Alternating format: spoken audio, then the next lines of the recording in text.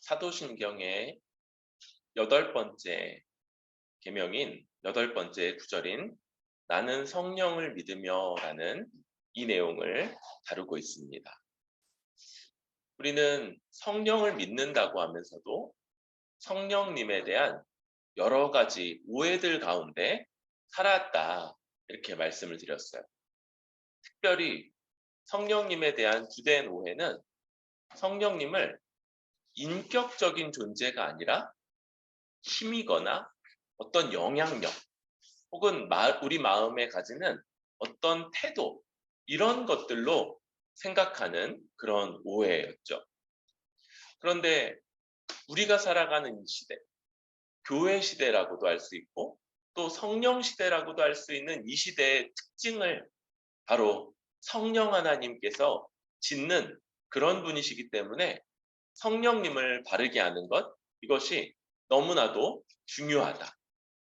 예수님이 올라가시면서 승천하에 올라가시면서 성령을 기다리라 라고 명하셨던 것까지 생각할 때 성령님을 바로 아는 것이 너무나 중요한데, 성령님은 누구시냐? 그럼 누구시냐? 그럴 때 성부 하나님, 성자 예수님과 동일하신, 동등하신 하나님이시다라고 했어요.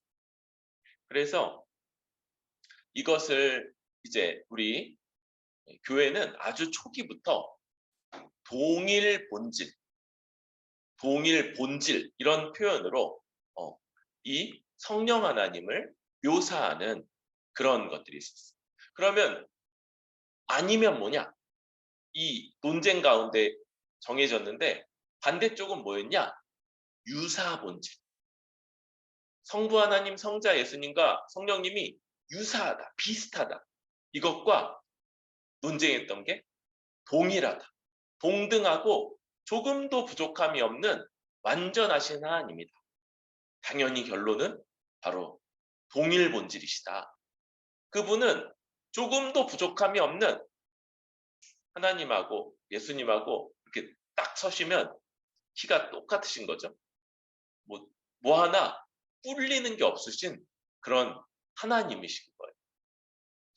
그런데 우리가 성령님을 인격적인 존재로 잘 여기지 못하고 어떤 에너지나 힘이나 이렇게 생각하게 되는 그런 요인, 이게 우리의 오해이기도 하지만 그런 어떤 요인도 있는데, 왜 그러냐면 이 성령님이 주로 하시는 일이 투광 조명 사역, 투광 조명 사역. 그래서 이 예수님의 십자가 사역을 드러내는 이 사역을 주로 감당하시고 자신은 드러내시지 않는 거예요. 그러니까 성령님을, 성령 하나님에 막 집중을 할 때 정상적인 것, 정당한 것은 예수님을 더 분명하게 알고 확실하게 믿는 것인데, 그럼 성령님은 누구시지? 성령님은 인격은 어떤 분이시지라는 이 질문을 잘못 들어가다 보면 성령이 인격이 없으신 에너지나 영향력 이런 걸로 여겨지기도 합니다. 또 성경이 이 성령님의 사역, 이런 사역, 예수님을 부각하는 사역을 드러내고자 구원을 성부 하나님과 성자 예수님을 아는 거다, 이렇게 말하기도 하고, 또 성령님에 대해서 종종 쓰는 표현들이 물을 붓듯이 부으신다거나 충만하게 채워진다거나, 우리가 보통 인격에게는 쓰지 않는 그런 이미지들을 성령에게 부여하는 것 때문에 이런 일이 있기도 한데, 그럼에도 불구하고 성령 하나님은 인격적이시고 또 부족함이 없으신, 아무런 부족함이 없으신 그런 하나님이시다.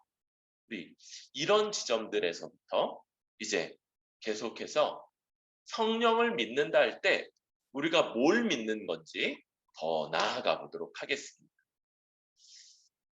성령 하나님은 오늘 말씀 16절, 내가 아버지께 구하겠으니 그가 또 다른 보혜사를 너희에게 주사 영원토록 너희와 함께 있게 하시리니 그래서 예수님이 성령님을 부르는 이름이 또 다른 보혜사예요. 보혜사. 이게 이제 파라클레토스라는 이 단어를 한자어로 음역해서 만들어낸 거예요. 그래서 이 파라클레토스는 변호사 혹은 돕는 사람 이런 의미를 갖고 있어요.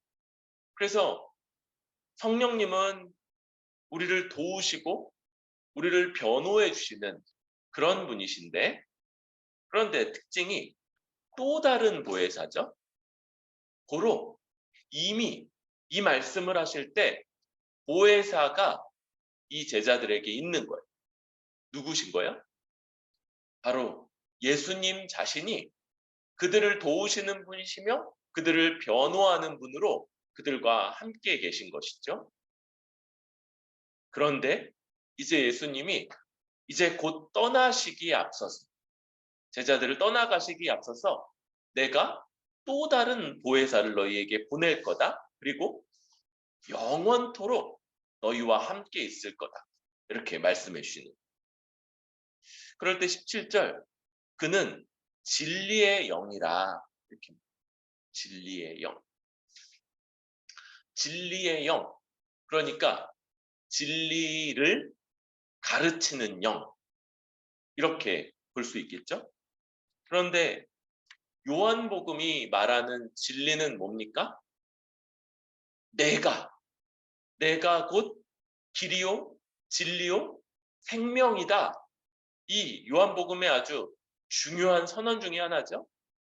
진리는요, 성경 전체에서는 어떤 명제로서 표현되기도 해요. 그죠? 우리가 예수 십자가 죽음은 형벌대속적 죽음이다. 이렇게 말할 때 이건 명제적으로 표현하는 거죠.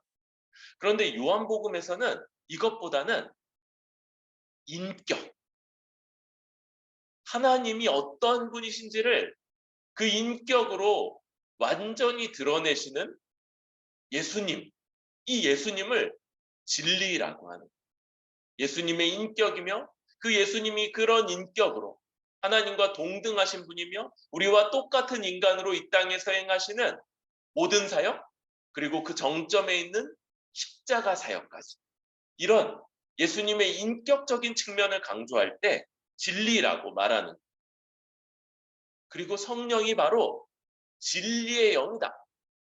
다른 말로 뭐요? 성령님은 바로 예수님의 영이다 라고 하는. 세상은 그를 받지도 못하고 알지도 못하고 보지도 못하고, 그런데 너희는 그를 알아. 제자들도 어쩌면 아직 성령님은 약간 이렇게 대면대면할 수 있어. 성령님하고는 아직 별로 안 친할 수 있어. 그런데 제자들 이미 3년 동안이나 누구와 함께 있었어요? 예수님과 함께 있었고, 이제 오시는 그분이 그 예수님의 영이며 그 예수님과 다른 분이 아니시. 그러다 보니까 너는 그를 알고 그는 너희와 함께 거하며 너희 속에 거하실 거다. 너희 속에 계시겠습니다. 이렇게. 그래서 18절은 더 분명하게 내가 너희를 고아와 같이 버려두지 아니하고 너희에게로 오리라. 이렇게까지 얘기하는 거죠. 곧 성령님이 오신다는 건 예수님이 직접 오시는 것과 같고, 그 예수님이 이제 제자들을, 그리고 믿는 우리를 버려두지 않고 우리에게 오셔서 우리와 함께 하신다. 그래서 세상은 이제 예수님을 보지 못할 거예요. 예수님이 육신으로 계실 때는 적대하는 자들 혹은 불신자들도 예수님을 볼 수 있었어요. 심지어는 예수님을 가까이 갈 수도 있고 예수님의 어떤 유익들을 그들도 누릴 수도 있었어요. 그런데 이제 더 이상 그렇게 되지 않아요. 오직 적대하는 자들은 보지도 못하고 있는지 계신지도 알지 못하는데, 그런데 제자들은 그리고 교회는 주님을 보고 그 살아계신 주님을 알고 이제 우리도 그 주님의 생명을 받아 살아있는 이런 일이 있게 된다 말씀하시죠. 이 모든 것들에서 우리는 먼저 성령님을 믿는다 그럴 때 성령님은 우리에게 살아계신 인격이신 예수님을 알려주시는 분, 증거하시고 알게 하시고 느끼게 하시고 인격적으로 교제하게 하신다라는 걸 알 수 있어요. 성령님은 다른 분이 아니라 예수님이 보내시는 예수님 자신의 영이기 때문에 그러신 거죠. 그래서 성령님을 우리가 받을 때, 성령님을 의지할 때, 성령님과 함께 할 때 우리에게 나타나는 건 뭐냐면 그 전까지는 명제로만 알았던 예수님에 대한 이야기. 예수님은 하나님이시다. 예수님은 참 사람이시다. 예수님은 참으로 십자가에서 형벌대속적 죽음을 죽으셨다. 이런 것들이 성령께서 역사해 주시면 이제 이것들이 우리 안에서 살아있는 진리로 그리고 이 예수 그리스도의 인격과 연결되는 그런 진리로 그렇게 여겨지게 되고 믿어지고 그렇게 있게 됩니다.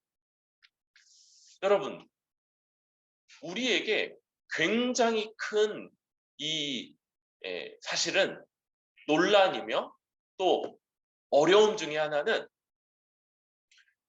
문자로 기록된 성경 말씀과 이 말씀을 말씀하시고 또 이 말씀을 행하신 삼위 하나님, 특별히 우리 주 예수 그리스도와 이 말씀을 연결시키는 거라고 할 수 있습니다. 여러분, 성경을 딸딸 외우기까지 했던, 물론 구약이지만요, 딸딸 외우기까지 했던 그 바리새인이나 서기관들이 정작 예수 그리스도는 부정했다는 것에서 이 말씀과 예수님을 연결하는 게 언제나 자동적으로 되지는 않는다는 걸 알 수 있다. 그런데 그 중간을 누가 해주시는 거냐면 바로 우리 주 예수 그리스도가 보내시는 성령께서 우리 주님을 증언하시되 우리 주님을 증거하시되 뭘 통해서 그걸 하시냐면 이렇게 기록된 말씀을 통해서 그 일을 하신. 그러니까 성경 말씀을 성령님을 의지하여서 성령의 조명하시는 역사를 의지하여서 대할 때 이 말씀이 정말 살아계시고 만물을 통치하시며 무엇보다 자기 백성들 그 심령을 새롭게 하시는 우리 주의 말씀으로 우리 가운데 들려지고 이해되고 깨우쳐지고 그리고 이것을 통해서 마치 내 옆에서 우리 주님이 옆에 앉아서 설명하시고 설득하시고 또 때로는 꾸짖으시는 것처럼 그렇게 여겨져서 이 말씀으로 주님 앞에 서게 되는 역사. 이것이 성령이 주님을 증거하시는 방식이다라고 할 수 있습니다. 여러분, 그래서 우리는 이런 성령님을 믿을 때, 성령님을 의지할 때 하나는 성령께서 사용하시는 성경 말씀. 그냥 우리 눈앞에 기록되어 있는 문자가 아니라 성령의 역사 가운데 살아서 역사하시는 그런 하나님의 말씀이요. 우리 주님의 말씀이며 우리 주님의 교훈이며 책망이며 우리를 돕는 설득의 말씀으로 이 말씀을 받고자 하는 것, 이것을 힘써야 된다. 동시에 우리가 이 말씀을 자비하시고 은혜가 풍성하시고 우리 같은 자를 참으로 대가를 지불하시면서 아주 값진 대가를 지불하시면서 사랑해 주시는 그런 하나님과 연결해서 그런 하나님의 인격, 우리 주님의 인격과 연결되는지. 그래서 말씀으로 책망을 받아요. 그런데 마음이 어렵지만 않고 따뜻한. 왜요? 사랑 어린 충고라는 걸 알기 때문에. 사랑으로 우리에게 베풀어주는 충고라는 걸 알기 때문이죠. 자기 목숨까지 내어주시면서 그 아주 십자가의 그 처절한 대가를 치르시면서 우리를 사랑해 주시는 주님이 우리를 사랑하셔서 말씀하시는 그 말씀인 걸 알기 때문에, 그래서 그 말씀으로 낙심하거나 삐지거나 그러지 않고 이 말씀으로 우리 마음이 변화될 수 있다. 여러분, 우리는 성령이 바로 우리 주 예수 그리스도를 증거하시되 그분이 기록한 그 말씀으로 우리를 만지시고 우리를 변화시키시고 설득하시고 책망하시고, 동시에 이 말씀을 성령께서 역사하셔서 우리와 함께 하시는 인격으로서의 우리 주 예수 그리스도를 더 확신하게 하고 더 의지하게 하고 교제하게 한다. 이걸 생각해야 될 것.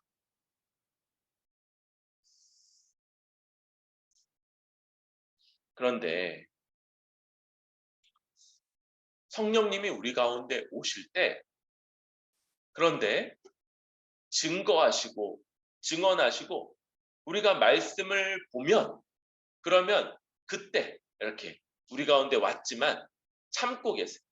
옆에 그냥 가만히 앉아 계시다가 우리가 말씀을 볼 때 그제서야 우리에게 역사하시는 그런 분이 아니신 거예요.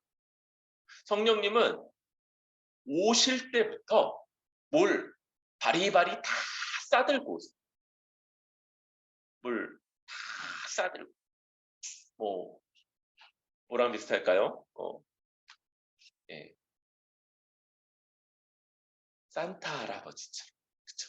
막 풍성한 선물을 싸들고 오시는 산타 할아버지 없지만 이렇게 우리에게 뭘 다 싸들고 오세요. 성령님이 예수님의 영이시다라고 할 때 이 성령님은 예수님, 그런데 어떤 예수님이시냐면 십자가에서 우리 죄값을 치르시고 또한 모든 의를 성취하신 그 예수님의 모든 것, 예수님의 모든 것을 가지고 우리에게 오시는 겁니다. 그래서 성령을 받은 신자는요, 뭐가 막 부족한 사람이 아니에요. 물론 이제 부족함이 있어요. 그런데 우리 주님의 성령 안에서 우리 주님의 모든 것을 소유한 그런 사람으로 서 있게 되는 겁니다. 이 말씀 우리 20절 이하로 보면, 그날에는 내가 아버지 안에 너희가 내 안에 내가 너희 안에 있는 것을 너희가 알리라. 21절에는 나의 계명을 지키는 자라야 나를 사랑하는 자니 나를 사랑하는 자는 내 아버지께 사랑을 받을 것이요 나도 그를 사랑하여 그에게 나를 나타내리라. 이렇게 말씀하셨습니다.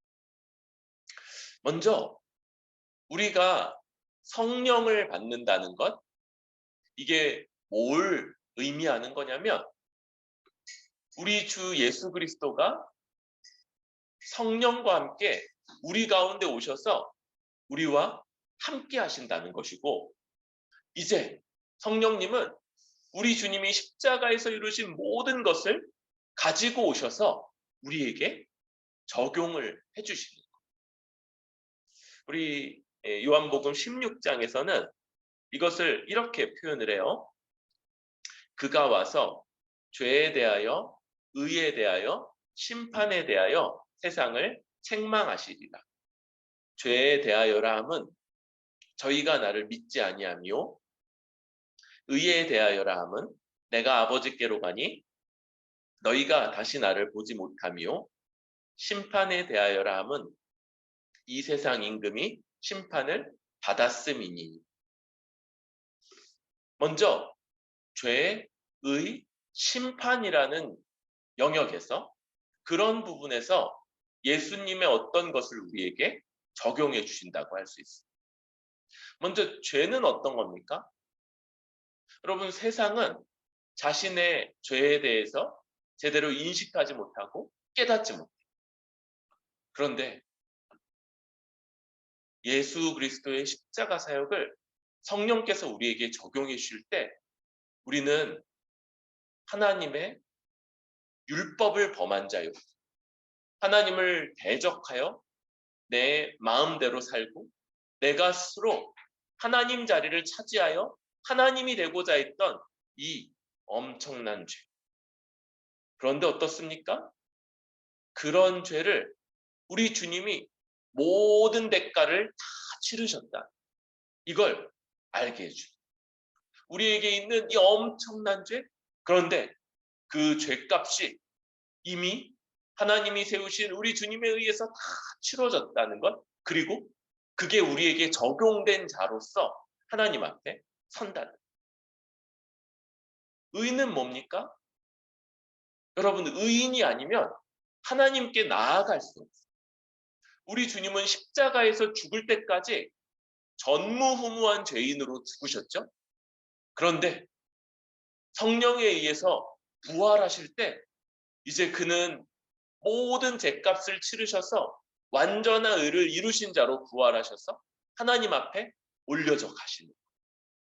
이제 우리 그리고 세상이 예수님을 얼굴을 대면하여 보지 못한다는 것, 이것은 그분이 하나님 앞에 나아가셨다는 거고 하나님 앞에 나아갈 완전한 의를 소유하셨다는 것이며, 이제 그 의가 성령을 통해서 우리의 것이 되었다는 걸 말해줍니다. 그래서 우리도 하나님 앞에 의인으로 하나님 앞에 당당하게 나아갈 수 있는 조금도 부족함 없는 의를 가진 자로 하나님 앞에 서게 됩니다. 세 번째는 심판이죠. 이 세상 임금이 이미 심판을 받은 것입니다. 여러분, 이 세상, 그리고 이 세상의 원리들, 이 세상을 살아가는 방식들, 여러분, 당장 눈에는 세상을 따라 살아가는 자가 더 지혜롭고 더 부유하며 더 화려하고 더 안락하며 더 잘 사는 것처럼 보여지기도. 그런데 성령이 우리 가운데 오셔서 이 땅에서 모진 고난을 받으시고 죽기까지, 그러나 하나님 뜻에 순종하신 우리 주 예수 그리스도를 적용해 주실 때 우리는 그렇게 주님처럼 살아가는 것, 주님을 따라 살아가는 것이 합당하며, 왜요? 그것이 심판받은 이 세상 임금을 따르지 않는 길인 것을 알게 되는 것이죠. 이 죄에 대해서, 의에 대해서, 심판에 대해서 성령은 우리에게 오셔서 우리 주님이 이미 이루신 것들이, 그걸로 인해서 우리가 하나님 앞에 죄값이 다 치러진 자고 완전한 의를 성취하여 소유한 의인이며, 이제 세상에 심판받은 이 세상의 원리들이, 이 세상의 방식들이 심판받은 그런 아주 비참한 그런 길인 것을 알아 그 길을 경계하고 또 그 길을 대적하며 살아가는 이런 삶을 사는 것이지. 이것들, 우리가 복음의 기초 같은 곳에서 연합이라고 한마디로 했던 그게 바로 이런 방식으로 이루어지는 것이에요. 연합이라는 이 한마디는 오늘 우리 읽었던 20절에서는 너희가 내 안에, 내가 너희 안에 있는 것, 이런 방식으로 설명이 된다고 그랬죠. 이게 성경이 굉장히 많이 쓰는 표현이라고 그랬죠. 내가 너희 안에, 너희가 내 안에. 내 안에 너 있다. 뭐 이런 표현하고 비슷하죠.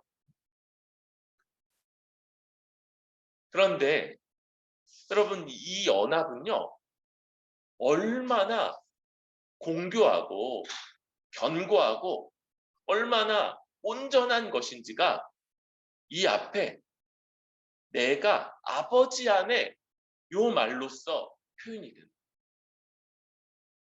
영원 전부터 성부 하나님과 성자 예수님이 가지셨던 그 연합, 그 두 분이 가지셨던 그 연합. 그래서 예수님이 이 땅에서 아버지께 구하고 아버지를 의지하여서 행하셨던 그 모든 일들, 이런 것들 그 뒤에 하나님과 예수님 사이에 있는 이 연합이라는 것이 있었는데, 그것처럼 성령이 우리 가운데 오실 때 우리와 예수님이 연합되게 된다. 연합. 우리는 이 우리와 연합한 예수님을 기초로 우리 자신을 생각하고, 또 우리의 인식, 내가 누구냐? 이제 성령이 내 안에 거주하시는 사람이요, 이제 성령으로 인해서 예수님과 연합한 사람이며, 그 연합은 뭐냐? 성자 예수님과 성부 하나님 사이에 영원 전부터 있었던 연합과 같은, 그것과 비교될 수 있는 그런 연합이 이제 성령으로 인해 내 안에 있는 것이고, 그럴 때 우리는 예수님이 십자가에 이루신 모든 것들을 가진 자고, 또 그것을 누리는 자라고 할 수 있다. 그리고 영원토록 우리와 함께 하시는 이 성령님으로 인해서 이 죄의 심판만 아니고, 우리는 또 뭐예요? 지혜와 능력과 생명을 가지고 살아가는 사람들이 되는 거예요. 이 세상에서 살아갈 때 여러분, 세상에는 되게 모호해 보이는 것들이 많죠. 그런데 무엇이 하나님의 뜻이며 무엇이 하나님 앞에 합당한지를 아는 지혜요, 또 옳은 길, 선한 길을 택하고 그것을 쫓아 살아갈 수 있는 능력, 옳은 길을 이루고 옳은 길에 머물 수 있는 능력, 그리고 그 가운데서 이 땅에서 우리 살아 움직이고, 또 다른 사람들을 살리는 방식으로 드러나게 되는 이 생명을 주님과 성령을 받아 주님과 연합했기 때문에 늘 가지고 살아가는 자로, 이것이 바로 우리인 거예요.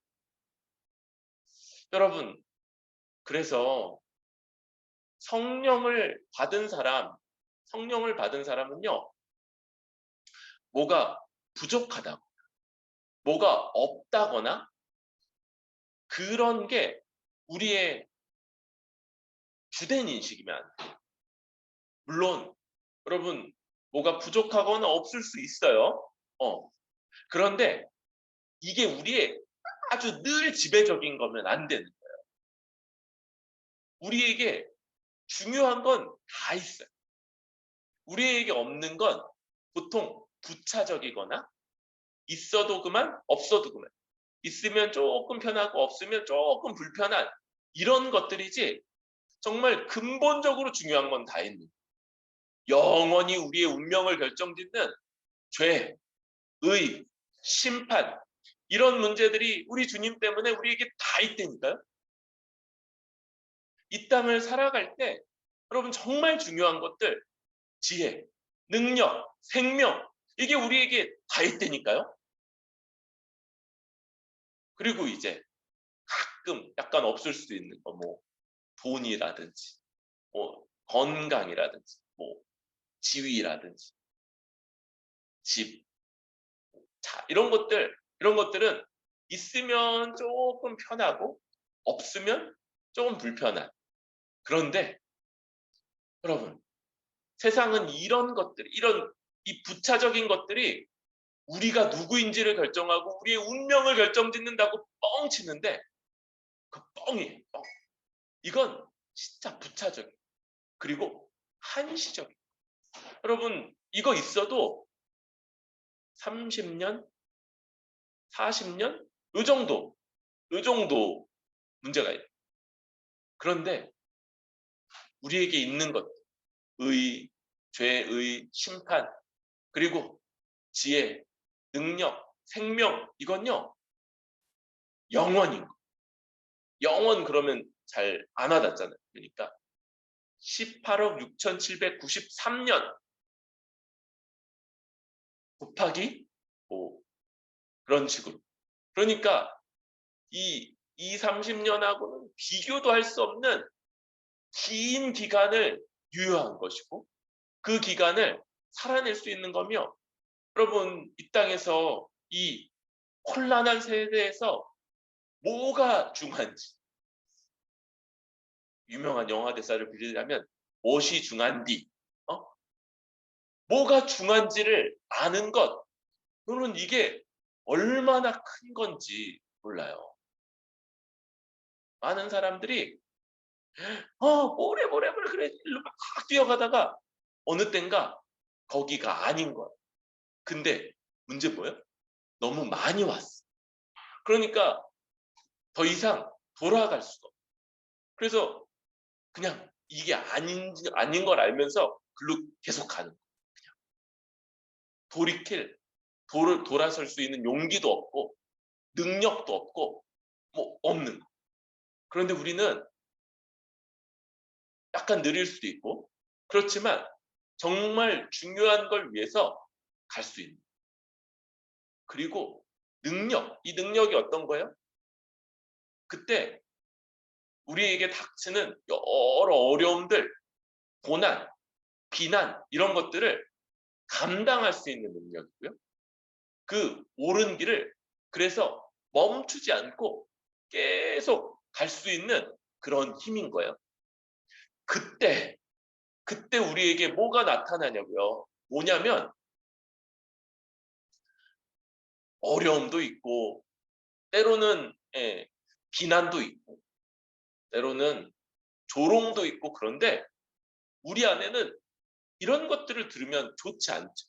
그러나 무너지지 않고 계속 샘솟는 생명이 있고 또 그 길을 걷는 가운데 이 생명이 우리만 있는 게 아니라 우리 곁에 있는 사람, 우리가 만나는 누군가에게 이 생명이 전달되어 그도 살리는 이런 일들이 우리 삶 가운데 있게 된다. 왜요? 예수님과 연합했기 때문에. 어떻게? 성령이 우리 가운데 오셨기 때문에. 여러분, 일단 아침에 딱 일어나면요. 일단 우리가 갖고 있는 6가지를 먼저 다시 한번 생각하고 얘기해요. 그래서 뭐 통장 잔고 이런 거 확인하지 말고 먼저 우리에게 있는 건 뭐예요? 죄, 의, 심판, 그리고 지혜, 능력, 생명. 오늘도 이거. 한 손에는 우리의 영원한 운명을 결정짓는 이것. 한 손에는 이 땅에 그날 하루 동안 여러 일들이 벌어질지라도 우리 삶을 인도하고 이끌어가며 아주 잘 살았다 여기게끔 할 수 있는 이것이 우리에게 있다는 걸 다시 한번 생각하고 그리고 하루를 살아가. 이게 예수님과 연합한 자로서의 합당한 인식이라고 할 수 있는 거예요.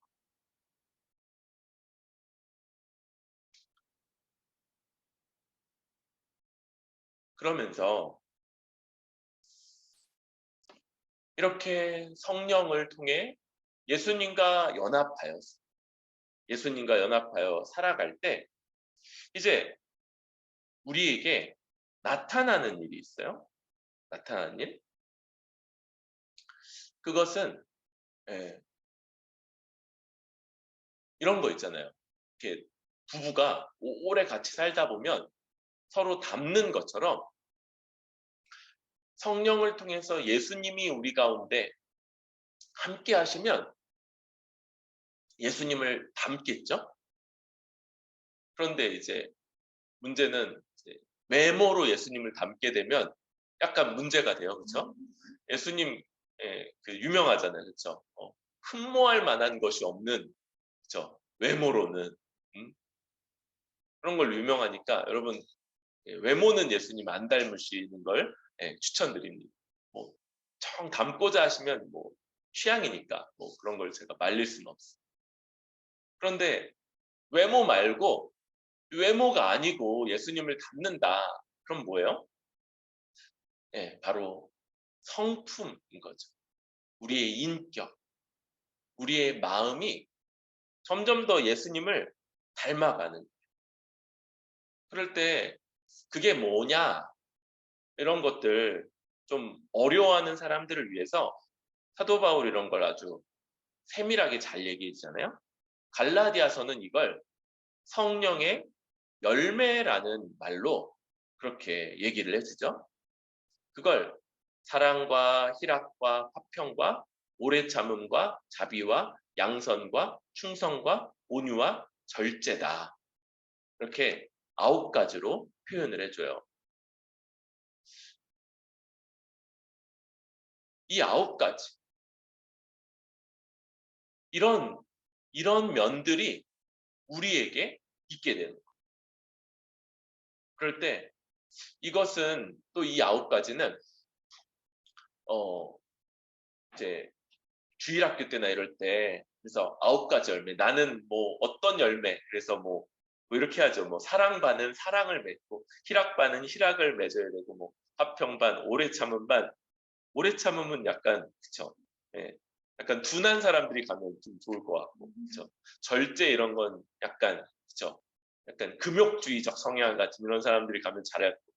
그런데 그런 게 아니고 절제반은 절제만 하면 되고 양선반은 양선만 하면 되고 충성반은 충성만 하면 되는 게 아니고 이게 그 관사가 하나만 붙어 있어요. 그러니까 뭐냐면 열매가 그냥 그 열매인 거예요. 그 열매.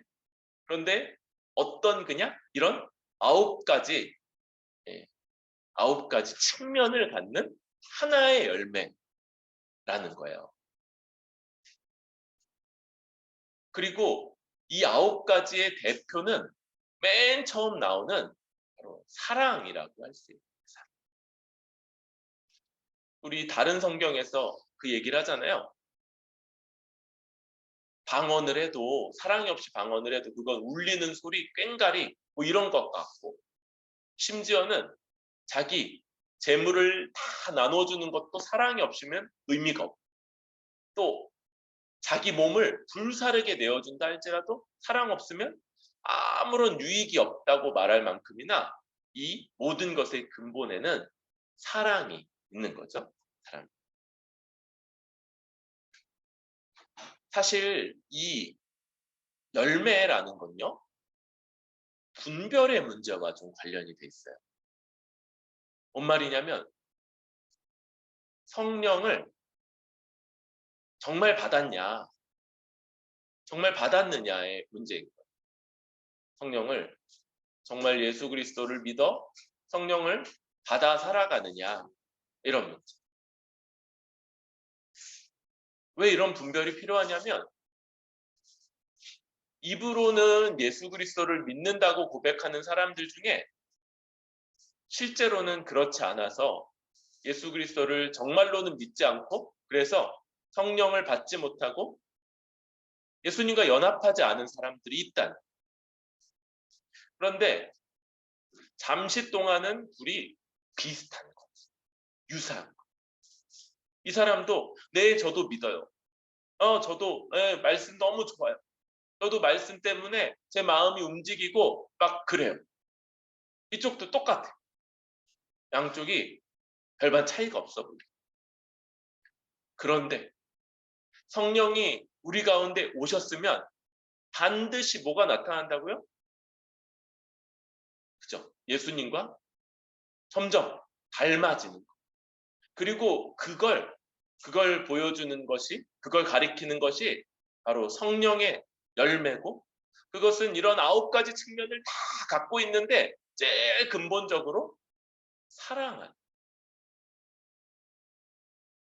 나만을 위해서 살지 않고 다른 지체들을 사랑하고, 그 사랑이 바로 나머지 8가지, 그래서 오래 참아주고 온유하고 나를 위한 것들을 절제하면서 다른 사람들을 돕고 선을 더 권하고 충성스럽고 화평하고 어려움들이 있는데 그 가운데서도 기뻐하고, 이런 것들이 진짜 성령을 믿는다면 이게 없을 수가 없다는, 분명히 나타나게 된다. 이 말씀에서 이렇게 말하죠. 사람이 나를 사랑하면 내 말을 지키리니 내 아버지께서 그를 사랑하실 것이요 우리가 그에게 가서 거처를 그와 함께 하리라. 그런데 24절, 나를 사랑하지 아니하는 자는 내 말을 지키지 아니하나니 너희가 듣는 말은 내 말이 아니요 나를 보내신 아버지의 말씀이니라. 그러면서 사랑하는 자, 사랑하지 않는 자, 이렇게 탁 대조를 시키시는 거예요. 여러분, 우리는 주님을 정말 닮아가고 있는지, 그것이 이 성령의 9가지 특징을 갖는 그 열매, 그리고 그 가장 대표적으로 사랑으로 나타나고 있는지 우리 자신을 돌아보고 점검해. 실상은 아니진 않은지,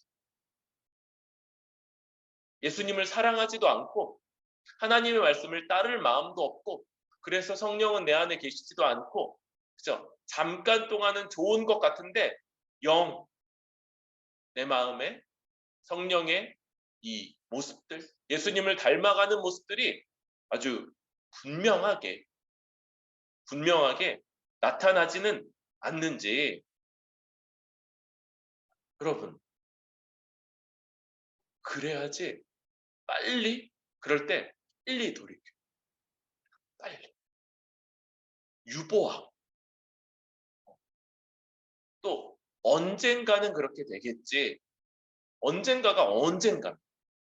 여러분, 말씀은요, 대부분 그 말씀을 듣는 그 순간 결정할 것, 그 순간 주께 헌신할 것을 요구하는 것. 지금 이 말씀이 선포되는 지금, 조금 지나면 여러분 이 말씀이 흐릿해지고 이 말씀이 둔해지고, 몇 번 듣다 보면 그거 들었던 말씀이잖아 그러면서 마음이 처음 같지 않을 텐데, 언제 듣고 언제 돌이키려고 그렇게 유보하는, 언제 그 마음이 지금처럼 그래 말씀이 중요하지, 맞다 주님이 나를 이렇게 부르시는구나, 이런 것들을 언제 똑같은 마음이라는 걸, 다음에도 똑같은 마음이라는 걸 누가 보장할 수 있어? 그때 마음이 냉소적으로 반응하고 그냥 저번에 했던 말 또 하네, 듣기 싫은데, 이렇게 반응하지 않을 거라고 누가 알 수 있어요? 여러분, 지금 이런 것들을 성경은 주님이 문을 두드리신다 이렇게 표현을 하죠. 문을 두드리신다. 우리가 마음을 열고, 우리는 그 다음에 어떤 일들이 벌어질지 우리가 다 예상하거나 계획을 세우거나 뭐 견적을 내거나 이럴 필요가 없어요. 성령이 우리에게 우리 주님을 증언하시고, 그리고 우리 주님이 이루신 것들을 적용하셔서 우리를 이끌고 가시고, 그건 성령님의 몫이에요. 우리는요, 문을 여는 것, 곧 결정하고 오늘 나에게 말씀하시는 이 주의 뜻을 내가 받들겠습니다, 받아들이겠습니다 결정하는 것, 이것이 우리에게 주어져 있는 몫입니다. 그리고 결정하고 남은 것 성령님이 예수님의 이 모든 것을 적용하셔서 지혜 있게 하시고 또 그렇게 결정한 바를 행하도록 할 능력 있게 하시며 그때 내 삶이 점점 나약해지거나 뭐 그런 것이 아니라 그 가운데 오히려 정말 사는 것 같다 이렇게 여기게끔 또 다른 사람들에게도 이 생명이 번져져 가는 것들을 보게 하실 것을 기대하고 소망하는 것 이게 우리의 방향이고 또 삶이고 또 성령을 따라 살아가는 자의 마땅한 모습이라고 할 수 있습니다. 우리 안에 이 성령의 열매요 예수님을 닮아가는 것들이 잘 나타나고 있는지 돌아보도록 합시다. 그리고 그런 게 있다면 정말 주께 감사해요. 어떻게 우리 같은 자를 이런 죄인을 그렇게 복되게 인도하시는지 감사하고 찬양하고 기뻐하고 만약 이런 것들을 그냥 나중으로 미루거나 유보하거나 멈칫하고 있다면 아니 지금 빨리 주님 앞에 주님 제가 주님을 따르겠습니다. 주의 뜻대로 지금 결정하고 나머지 주님께 더 의지합니다. 인도해 주십시오라고 지금 마음을 열고 또 돌이키는 그런 일들이 있기를 바랍니다.